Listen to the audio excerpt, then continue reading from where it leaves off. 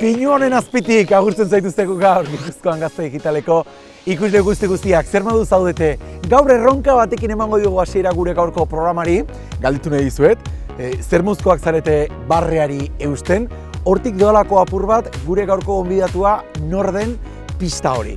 Eman play eta aguantatu barrea, Ba. Adibidez, ni nire bizitza aurrera ateratzen profesionala naiz. Edo zer gauza egiten dut nire bizitza aurrera ateratzeko, adibidez orain ume batekin, 7 urteko ume batekin, irakurketa eta ulermen klaseak ematen ari naiz, eta argi, asko ari naiz ikasten. Bai, inoiz ez da berandu, behatza jarri gabe irakurtzen hasteko, Mikel Bermejo, 29 urte. Ikusi duzue, Mikel Bermejo gaur Gipuzkoan Gazte Digitalean. Prest, gu bai!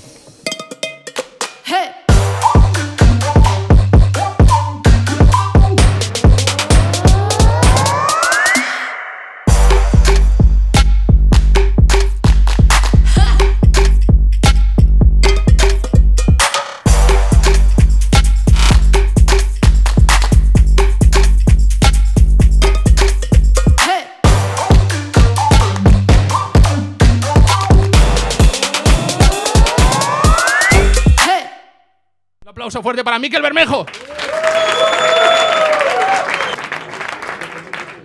¡Qué aplauso más largo! Muchas gracias, familia. ¿Cómo estáis? Bien. Bueno, me llamo Mikel Bermejo, vengo del País Vasco. ¿Hay algún vasco o vasca en la sala que levante una piedra? Bien. Batxillerren ginela, nire klaseko batek esan zidan, zaitik ez dago egiten bion artean monologo bat. Eta hurrengo egunerako nik nerian nekan idatzita. Eta kontatu nion, eta parez hasi zen, esan dut, ostia, igual hemen. Eta gutxinaka hasi nintzen monologo ikusten, direktone bai hasi nintzen ikusten. Gero ere bai, ikusi nun zehola lehiaketa bat, monologo lehiaketa bat, Alcorconen, Madrid. Eta apuntatu nintzen, bideo bat bidali nun, bideoa etxean grabatu nun lagunekin, etxeko salan. Eta parra intzuten, igo nun, eta deitu zidaten semifinaleako. Kortea pasanula eta area nintzen. Soy un vasco atípico, soy un vasco light, soy un puto mierdas, ¿vale? Que no hay muchos en el mundo, solo estamos dos. Alex Ubago y yo, no hay más. Eta area eta kriston gaizkin nun, ez gaizkin, baizik eta testua txarra zen. Orduan jendiak ez zun parrain, baina jetxin nintzen eta esan nun, ostia, hau nire mundua da. Hasieran, hobetu baino gehiago zen tekstu gehiago idaztea. Hasten nintzen idazten, eta igual egun baten 10 minutuko monologo bat idazten nun. Hurrengo astean, beste 10 minutuko monologo bat, baina beste gai diferente batekin. Eta aurkitu nintzen testu askokin, baina testua probatu gabe. Enekin hoi funtzionatzen zuen, enekilako nola funtzionatzen zuen monologo mundua. Gauza da, probatin barez duela txiste hori benetako publiko batekin, eta gero zure aktuazioetara eraman. Y luego está mi madre, que es una vasca sin sentimientos. Mira, con 19 años me dejó una chavala. Y yo, súper triste, y digo, bueno, voy a ir a donde mi madre para que me dé un abrazo, los cojones. Le digo, mamá, me ha dejado la chavala, me ha puesto los cuernos, me ha cogido el corazón y me la ha hecho añicos contra el suelo y me dice, pues no andes descalzo. Konfinamendua hasi zanean, lanik gabe aurkitu nintzen, eta esan nun, lana bilatzeko, oain gauza dauden bezala, gauza guztiak online izango dira. Orduan, hasi nintzen pixkat Twitch mundu hortan aztertzen, kamera berri bat erosi nun, mikrofono bat, edizioa pixkat ikasten hasi nintzen nire kabuz, soinu ere bai, soinu horrek zeratik ez du balio, ez dakize. Eta hasi nintzen bideoak egiten. Egunero konfinamenduan izan zian 1000 bete olako zerbait, nituen 40 piko bideo. Aupa familia, ya se ha vacunado la primera persona en España con la vacuna de Pfizer y ha sido Araceli. Araceli. Ha salido andando por su propio pie con la ayuda de su andador, eso sí, con paso firme. Araceli. 96 años tiene la criatura. Hay que ser cabrón de vacunar a una yaya a la que solo le queda el 4% de batería. Es en plan, vacuna a la abuela, si total, para lo que le queda. Vacunar a una abuela de 96 años es como cuando usas las zapatillas viejas para pintar. Ya me imagino a la familia de Araceli en plan, joder, cuando tenía teníamos la herencia en la mano, se ha tenido que vacunar la vieja. Araceli, Araceli, Araceli. Kaixo, ni Euken Alberdi naiz eta nire gomendioa Instagramen Honaiz Perspectives kontua jarraitza da.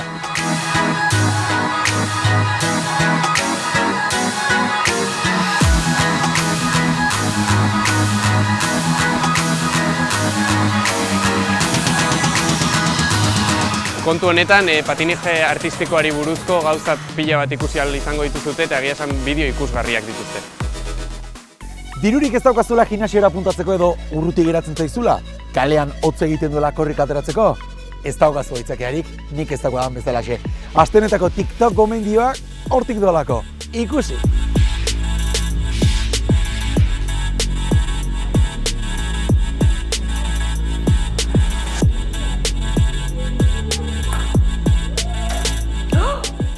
Eta kuriosoena, etxeko edozein tresna, gimnasioko elementu sofistikatuetan bihurtu daitezkeela.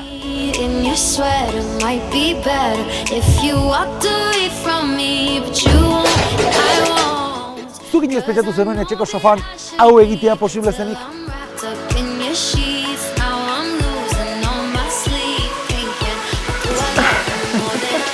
Edo komuna gimnasio bilakatuko zenuenik?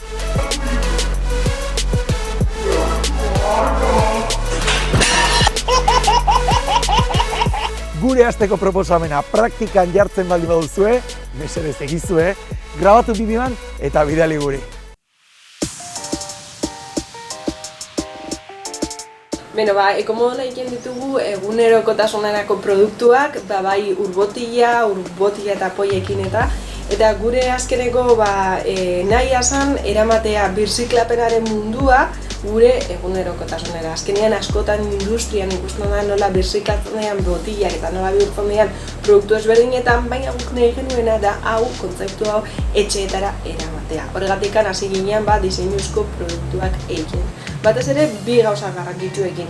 Lehenengoa, ekonomia zirkularraren barruan sartzea, hau da.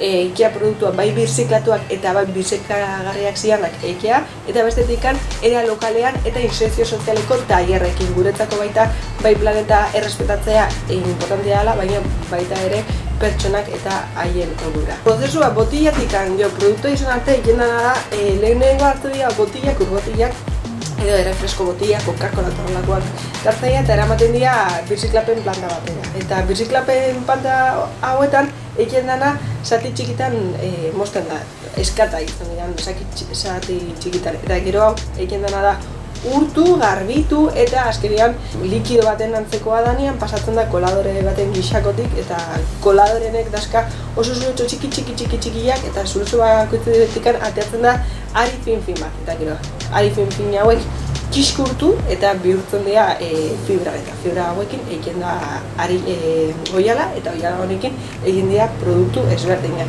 Gure produktua normalean oso kuriosa izaten da, zen, etiketetan eta jartzen du zenbat botila eskatzen eta duen jendea oso kurioso ikusten dut esatea, funda dazka ez dakiz zenbat botila, soporte ipin honet dazka ez dakiz zenbat tapoi, eta hori azkenean polikia zen, ez duzu bakarrik azuk ikusten, baina baita ikin duzuna da, hau partekatu eta beste erakutsi da, ikusi hau ez dakiz zenbat botila azka, hau ez dakiz zenbat tapoi azka, gaina txuleatu zaituzke pikizka batez eta hau askotan heleko postura ditzen diogura oso garrantzitsua da. Zen hau ikin duna da beste baita horrelako gauza ekologikoak edo jasangarriak kontsumitu nahi esatea.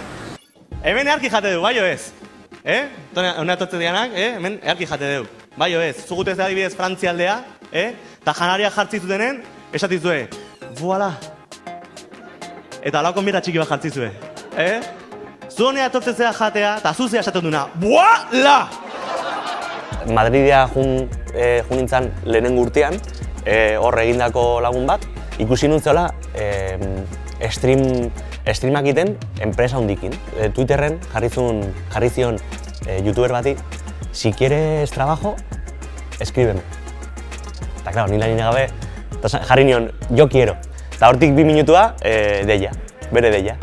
Beak enpresa bat sortu du, lehen urtean sortu zuen, eta programa bat zeukan dala Mr. Underdog, futboleko programa bat, eta gero, enpresa berdinarekin egin ditu beste formato batzuk.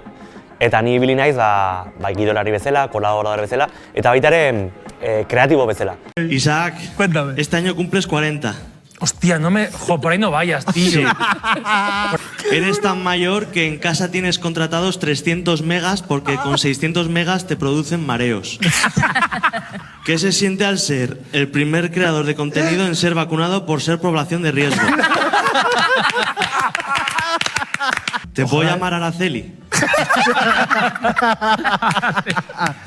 Monologo bat ona izateko, hoi jakin da, monologo ona izateko, nik uste izan behar duela gaur egun, ez bakarrik izatea txistea bakarrik, baizik eta baita ere, desarrolloa bezala,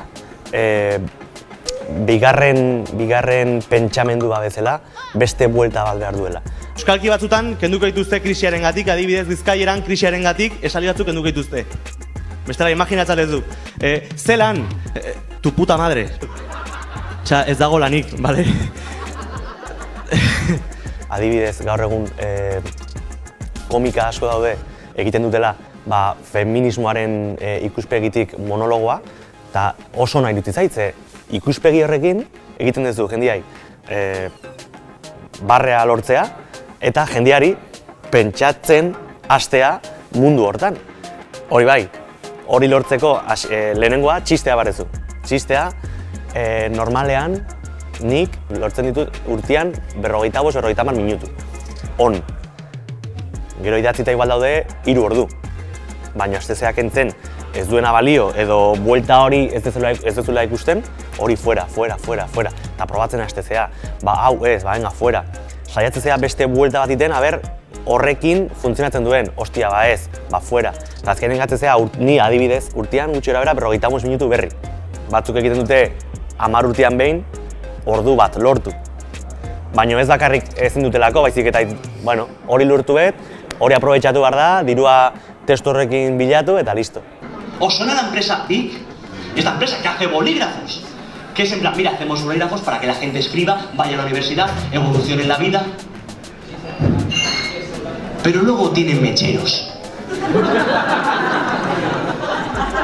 Que es en plan, si les va mal en los estudios, en la droga también tenemos mercado.